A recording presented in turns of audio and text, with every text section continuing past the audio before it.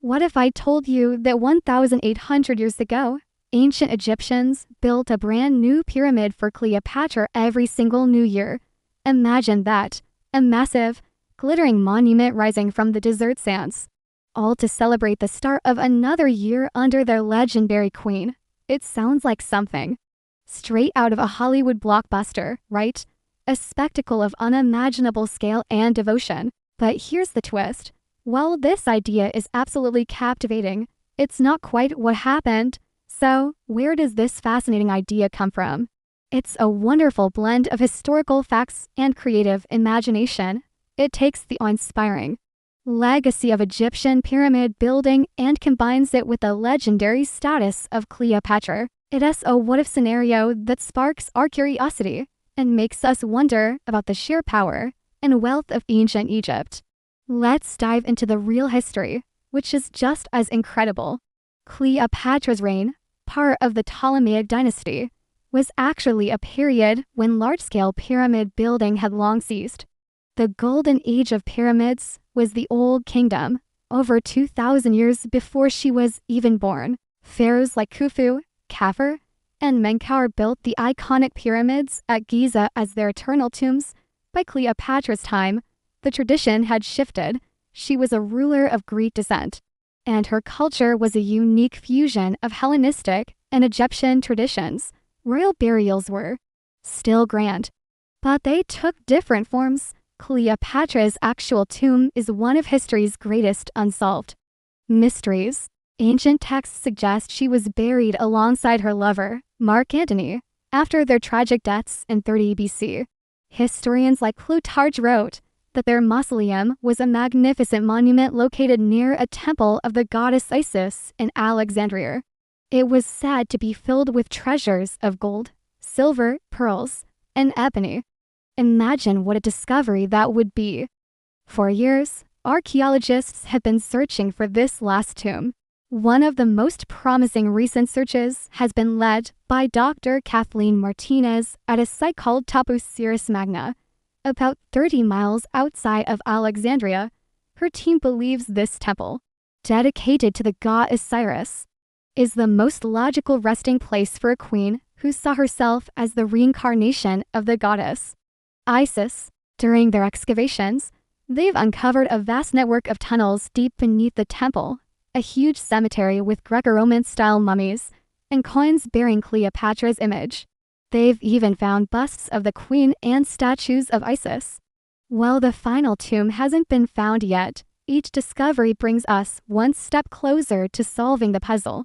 It's a real-life treasure hunt that has the whole world watching. So, while the idea of a New Year's pyramid for Cleopatra is a fun piece of fiction, the reality is a captivating detective story. It involves a powerful queen, a lost love, a hidden tomb, and a modern-day quest to uncover one of antiquity's biggest secrets.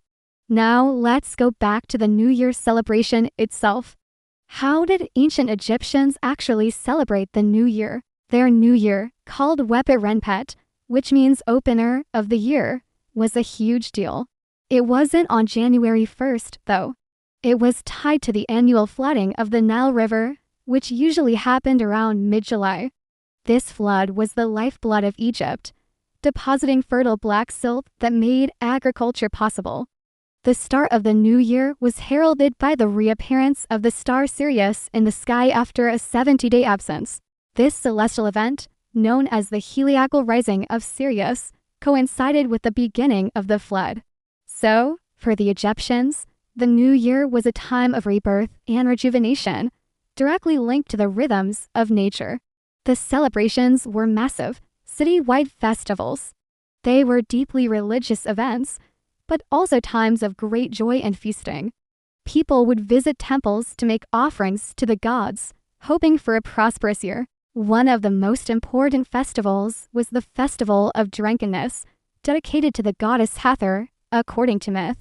She was once sent to destroy humanity, but was tricked into drinking a river of beer dyed red to look like blood. She fell asleep, and humanity was saved.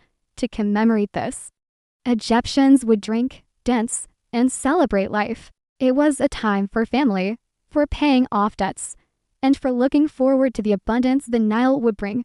So, instead of building a new stone pyramid, the Egyptians celebrated the new year by honoring the natural cycles that sustained their entire civilization. Their celebration was about life, not just stone monuments. It's interesting how our modern minds immediately go to something as monumental as a pyramid. It shows just how powerful the symbol of the pyramid is. It represents permanence, power, and a connection to the divine.